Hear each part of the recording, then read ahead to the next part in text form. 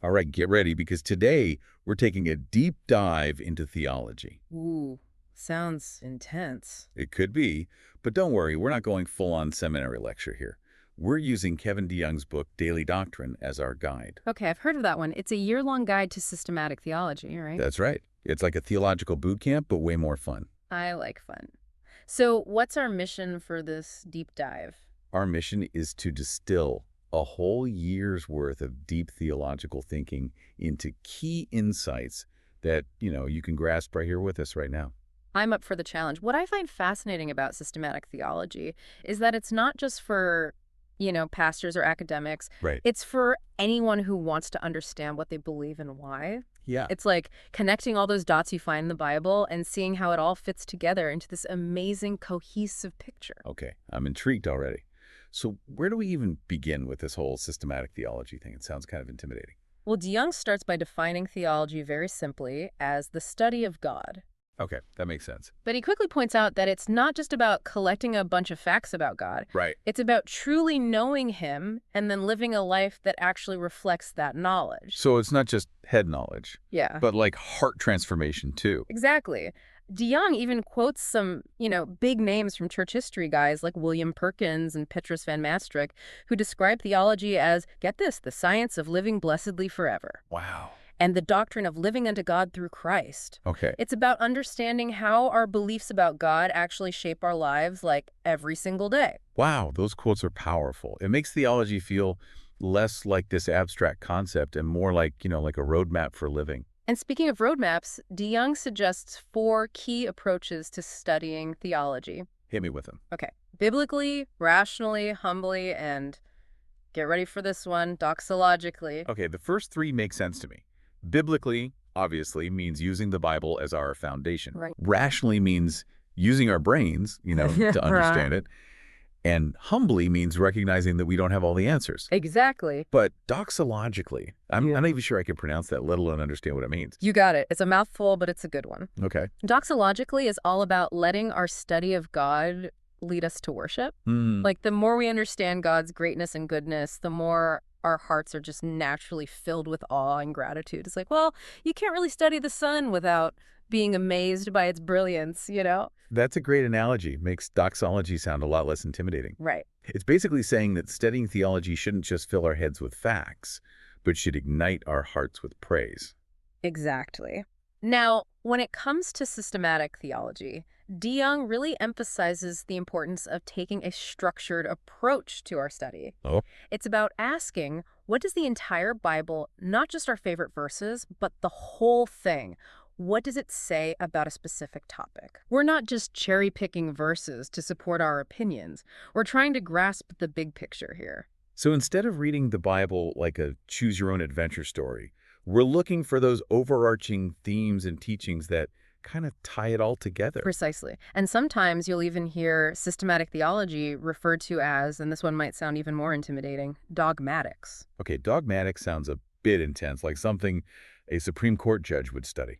Well, it might sound intimidating, but it's actually quite simple. Okay, good. Think of it like the greatest hits of Christian belief, the core teachings that have stood the test of time. Right. It's about understanding the foundational doctrines that have shaped the church throughout history. So it's less about being dogmatic, like stubborn and opinionated, and more about understanding those established, like time-tested teachings of the church. Yeah. Kind of like, I don't know, like a Theology 101 crash course. You could say that.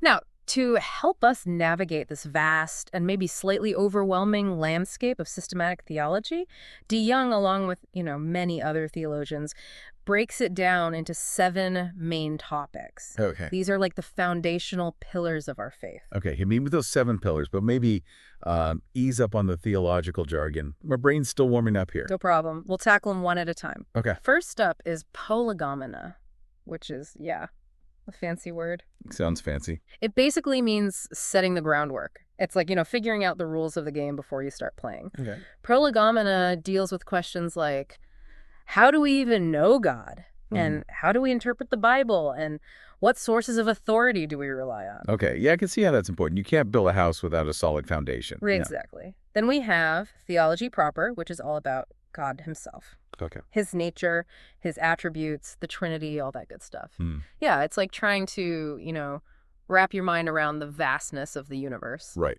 We're talking about the infinite God. Yeah. It's amazing. But that's what makes theology so fascinating. Hmm. It stretches our understanding and pushes us to the very edge of what we can comprehend. Okay, so we've laid the groundwork with Prolegomena, and we've explored the depths of God with theology proper. Right. What's next on our systematic theology adventure? Next up is anthropology, which focuses on, well, us. Okay. Humanity. It explores our creation, our fall into sin, and our relationship with God. It's about understanding who we are, where we came from, and why we're even here. So it's not just about God way up there and us way down here. It's about understanding how we fit into the bigger picture of, like, God's plan. Exactly. Anthropology helps us see ourselves through the lens of God's story. It reveals our purpose, our potential, and our, desperate need for redemption. And that's where Christology comes in, right? You got it. Tell us more about that pillar of systematic theology. Christology is all about Jesus, who he is, what he did, why it matters. It unpacks his deity, his humanity, his life, death, and resurrection. Well, It's the cornerstone of the Christian faith. okay, yeah, I could see why that's a huge deal. If you're going to study God, you can't skip over Jesus. He's kind of central to the whole thing, right? Absolutely central. Christology helps us understand the bridge between God and humanity. It's through Jesus that we are reconciled to God and experience his love and forgiveness. So Christology is like the grand love story of God reaching down to rescue us. That's a beautiful way to put it. And that rescue mission, that's what soteriology is all about. Okay. It explores the doctrine of salvation, how we are saved from sin and reconciled to God through Christ's atoning work on the cross. Okay, soteriology. Another mouthful. But I'm sensing a theme here. This whole systematic theology thing is really about understanding God's grand plan for humanity from beginning to end. You're catching on quickly. Mhm. And that plan includes the church, which is what ecclesiology explores. It's about understanding the nature and mission of the church, the body of Christ on earth. So it's not just about our individual relationship with God, but also about how we live out our faith in community with others. Exactly. Ecclesiology helps us to see the church not as just a building we go to on Sundays, Right. but as a living, breathing organism, a family of believers united by our love for God and for each other. It's about discovering our role in God's kingdom and, working together to advance his purposes in the world. I'm starting to realize that systematic theology isn't just about studying these dry doctrines. It's about understanding how those doctrines shape our lives and connect us to something so much bigger than ourselves. You're getting it. And that brings us to the final pillar of systematic theology, eschatology. Ooh, eschatology. Yeah. I always struggle with that one. Yeah. It's about the end times, right? Yeah. All that stuff about the second coming, judgment, heaven and hell. You got it. Eschatology explores the last things, the ultimate destiny of humanity, and the culmination of God's plan. Okay, I have to admit, this topic kind of freaks me out sometimes. All those prophecies and predictions, it can be a lot to process. I hear ya. It can be a complex and even unsettling topic, but DeYoung really encourages us to approach eschatology not with, fear and dread, but with a sense of hope and anticipation. Okay. It's about understanding the ultimate victory of good over evil and the promise of a new heaven and a new earth where God's presence will be fully realized. That's a much more encouraging way to look at it. Yeah. It's not just about, like, fire and brimstone. It's about the ultimate restoration of all things. Exactly. Eschatology reminds us that this life is not all there is. We have a glorious eternity to look forward to. And our understanding of those last things should shape how we live in the here and now. This has been an incredible overview of the 7 pillars of systematic theology. I'm feeling a lot less intimidated by the whole concept now. I'm glad to hear that. Systematic theology might seem kind of overwhelming at first, but when you break it down into these core topics, it becomes much more manageable. It's like we've been given a map to navigate this vast and intricate theological landscape. But, I've talked a lot about the structure and organization of systematic theology. Mm-hmm. I'm curious, what are some of the practical implications of studying this stuff? Like, how does it actually impact our daily lives? That's a great question. And it's something that DeYoung really emphasizes throughout Daily Doctrine. He believes that theology isn't just an academic exercise. Right. It's meant to shape our hearts, our minds, our actions. For example, understanding God's attributes like his love, his faithfulness, his justice, It helps us to trust him more deeply. So instead of just knowing that God is good, we actually get to experience his goodness in a tangible way. Exactly. Or understanding our own sinfulness. And, we all struggle with that. Yeah. It helps us to be more gracious and forgiving toward others. Hmm. Or understanding the doctrine of salvation that can give us incredible hope and assurance in the midst of, life's storms. It's like systematic theology provides this framework for understanding not just God, but ourselves and the world around us. Right. It helps us to connect the dots between what we believe and how we act. Precisely. It's about letting those truths of Scripture inform our relationships, our decisions, our worldview, everything. So how do we even begin to put this into practice? It sounds like a huge undertaking. Well, DeYoung encourages us to, start by just making time for regular Bible study and theological reflection. Okay. He also suggests, finding a good systematic theology book or maybe even a podcast like this one Right. to guide our learning. And most importantly, I think, he emphasizes the need to approach our studies with a humble and teachable spirit, asking God to illuminate his word to us. That makes sense. You can't just cram a bunch of theological facts in your head and expect to be transformed. Right. It's about letting those truths sink deep into your heart and shape who you are from the inside out. Well said. Now, speaking of shaping who we are, let's shift gears a bit and talk about something that often gets a bad rap these days. Religion. Ooh, yeah, that word can be loaded. Right. People tend to associate it with stuffy rules, empty rituals, and judgmental attitudes.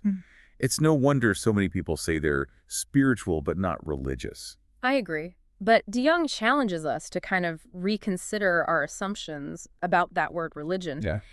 He points out that in the Bible, the word religion actually has both positive and negative connotations. Really? I always thought of it as a purely negative term. Well, think about it. The book of James talks about pure and undefiled religion as caring for widows and orphans and keeping oneself unstained from the world. That definitely doesn't sound like a bad thing, right? That sounds like genuine compassion and love in action. Exactly. But then you have passages, like in Colossians 2, that warn against self-made religion based on human rules and regulations rather than on God's grace. Yeah. So it's not religion itself that's the problem. Right. It's the distorted and legalistic versions of it that can sometimes creep in. So it's all about finding that right balance, embracing the positive aspects of religion without getting bogged down in empty rituals or legalism. Precisely. DeYoung reminds us that Christianity is a religion. It has doctrines, it has structures, it has rituals, but it's not just about going through the motions. It's about having a genuine relationship with God and allowing his truth to shape our lives. This is making me rethink that whole spiritual but not religious thing. Seems like we might be throwing the baby out with the bathwater when we just reject religion altogether. It's a good point to consider. And remember, even Jesus himself participated in religious rituals and practices. He went to the synagogue, he observed Jewish traditions, and ultimately, he established the church with its own structure and practices. He wasn't anti-religion. He was challenging the hypocrisy and empty formalism that can sometimes creep in. This is giving me a whole new perspective on the word religion. It's definitely more complex and nuanced than I realized. It is, and I think it's important for us to, engage with those complexities rather than just dismissing religion outright. Well said. Now, I know we've been talking a lot about what religion is, but I'm curious to hear what DeYoung has to say about what religion isn't. What are some of those common misconceptions about religion that he addresses?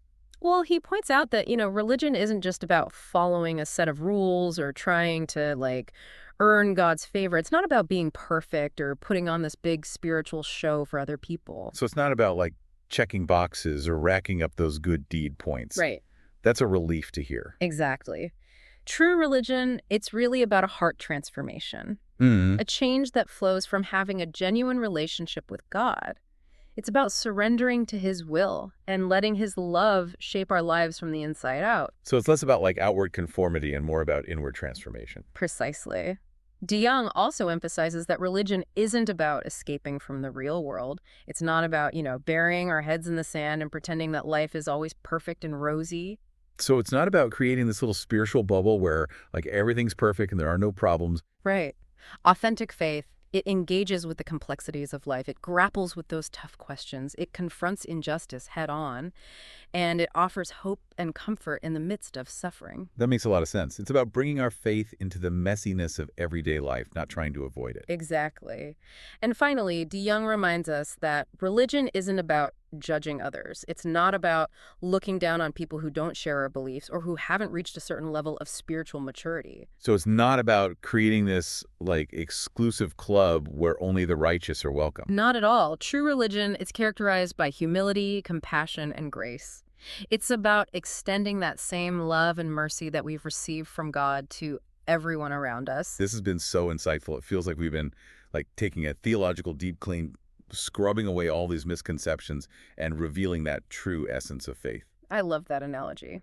And as we wrap up our deep dive into daily doctrine, I think it's important to remember that systematic theology, it's not just an intellectual pursuit. Right. It's a journey of the heart. So it's not just about filling our heads with knowledge, but about letting that knowledge transform us. Exactly. It's about encountering the living God through his word and allowing his truth to shape who we are becoming. I'm walking away from this deep dive with, honestly, like a renewed appreciation for theology. It's not dry or dusty or irrelevant. It's alive and vibrant and truly Oh, life-changing. God, I'll said it better myself. So keep exploring, keep questioning, and keep letting God's truth transform your life. And if you're looking for a guide on that journey, Kevin DeYoung's Daily Doctrine is a great place to start.